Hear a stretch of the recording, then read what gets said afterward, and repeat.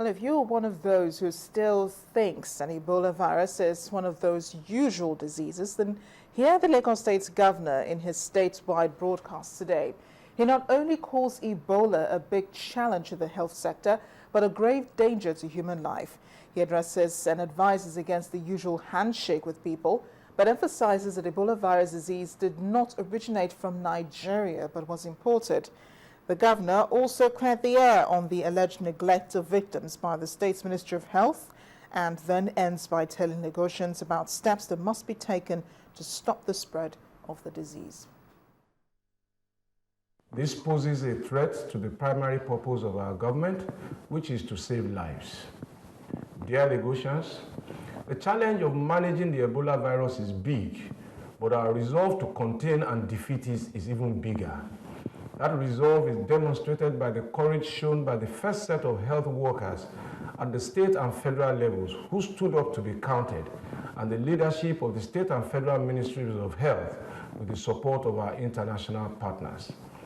In spite of fear, they stood up to be counted at a time of great danger.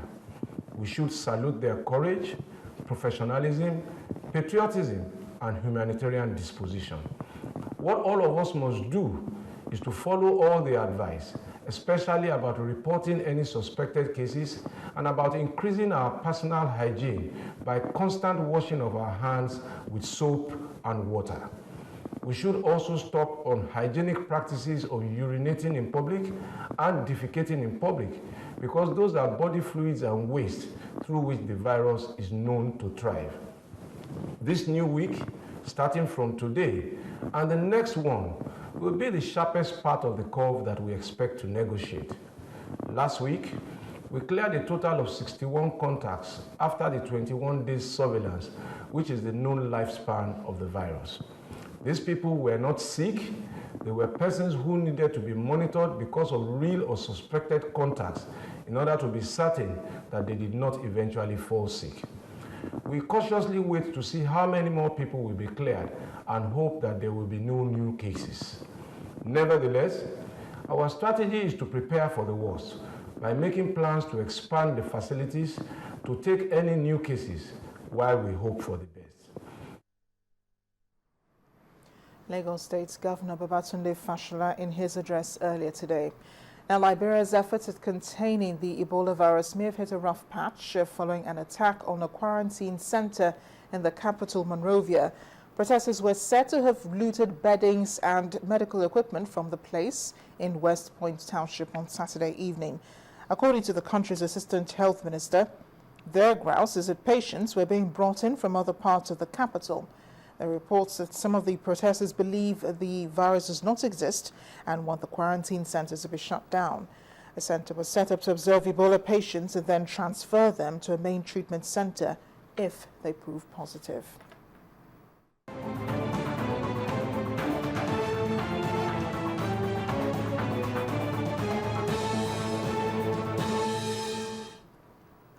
Exercise is an important part of healthy living. However, some people find it difficult to engage in it in any form.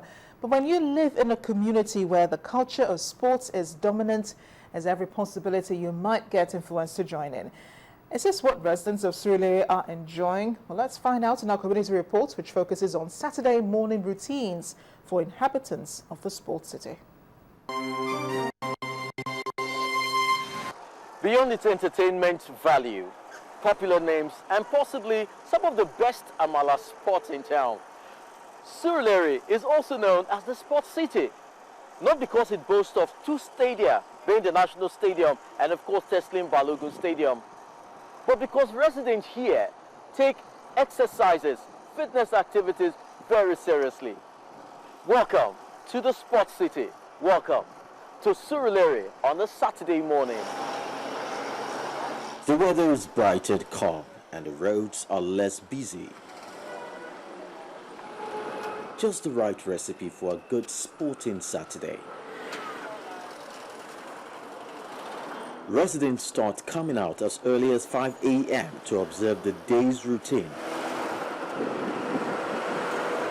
This race to stay fit usually begins building up from Thursday and climaxes on Saturday.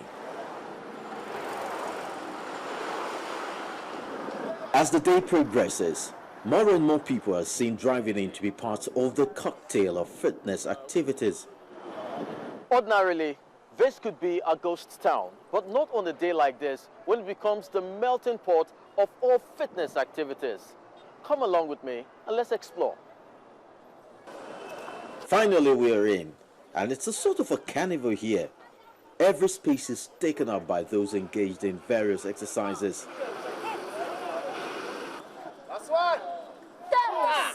Some are very confident of their ability to keep obesity at bay.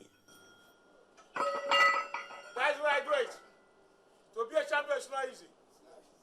You work very well, you be a champion. While those who cannot hold out on their own lean on others for motivation. They jog in clusters, not minding age, class, or ethnic differences.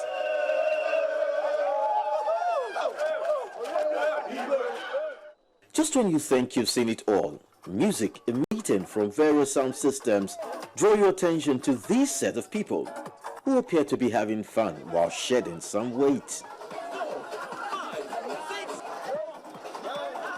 Simply breathtaking.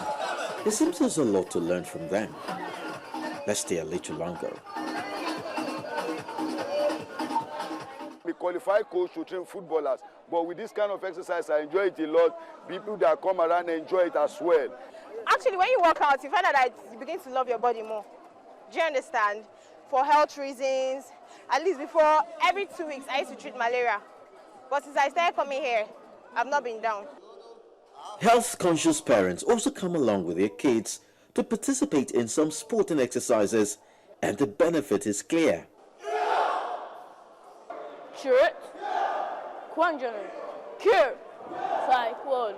I love Taekwondo because it makes you focus. It's a martial art. It makes you focus. You know what you are doing, and it gives you more strength. It's often a tug of war finding sportsmen and women to represent the country in some competitive event. I guess we just found some potential gold medalists in cycling.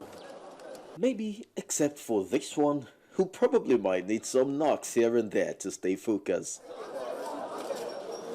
Businesses are everywhere and friends meet and greet after the day's workout. Surulere on Saturday morning is truly a beehive of activities, and the local government chairman, who himself is an ex-footballer, sums it all up.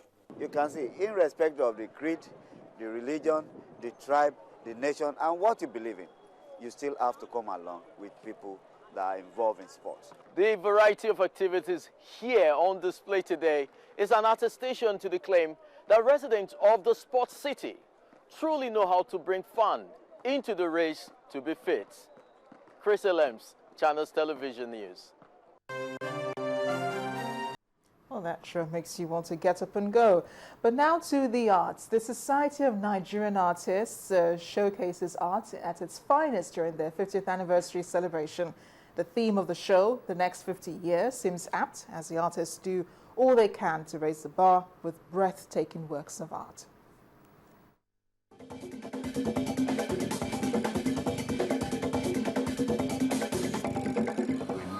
This raging bull, done with wire, mesh and steel, is part of the welcome party for any art enthusiast who comes to view this exhibition. Step inside, then the adrenaline is charged and eyes pampered with a scene that shows how far creativity goes. The Society of Nigerian Artists exhibit these pieces for their 50th anniversary celebration. They certainly knew they had to put their best foot forward. That's why 80 artists were selected from across the country, and only the ones who met the criteria were picked. They were given a theme, the next 50 years. It's exciting to see how it's been interpreted. Features the red door, done in a technique called fabric freezing, where fabric is cut into several motifs and symbols glued together to create this work. This next one is done by Gerald Chukuma, who works on wood. He assembles them together, adds a decorative paint, and marks around the silhouette of this female figure, probably to show the complexities in her mind. Beside his work is this one titled Silent Whisper. A lot of fiber, sax, charcoal and white glue is used to achieve this. Eager for more ingenuity, then turn to this work done by Ifoma Anyanyi, who titles it in her mother tongue, Igbo. It takes a large portion of the wall, looks so real that one can be tempted to touch it. A lot of yarns, wire, mesh and twine are used here. Boxed in a glass is this sarcastic work done by Victor Ehikameno, titled Power Play, which speaks volumes about the electricity situation in the country. There's also other description on it to drive this message home. There's another room which has girl power written on it. Not literary though, but by the subject the artists here explore. But two strong men add some testosterone to the set. They made a big impact in their lifetime. Artists salute the late Ikemba Odumegwu Ojukwu in vibrant colors owing to his contributions in the East, while literary scholar Chinua Achebe is still in the hearts of many. It's done on acrylic on canvas.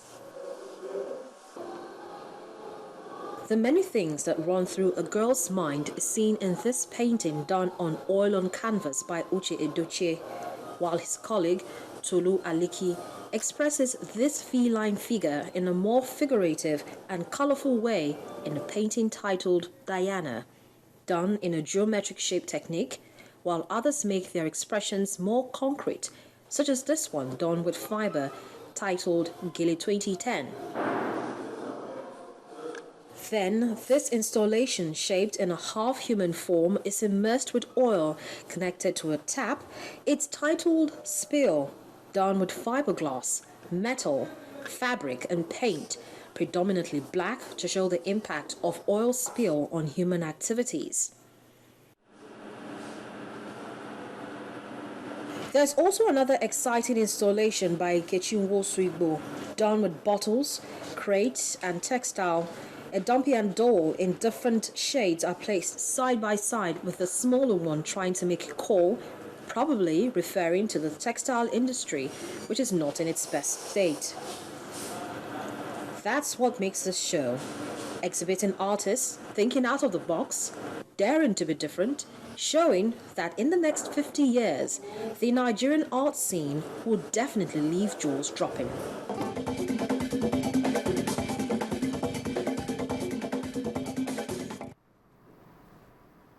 Still ahead on the news at 10, Premier League champions Manchester City begin title defence with 2-0 win at Newcastle. Details of sports news when we return. Please stay with us.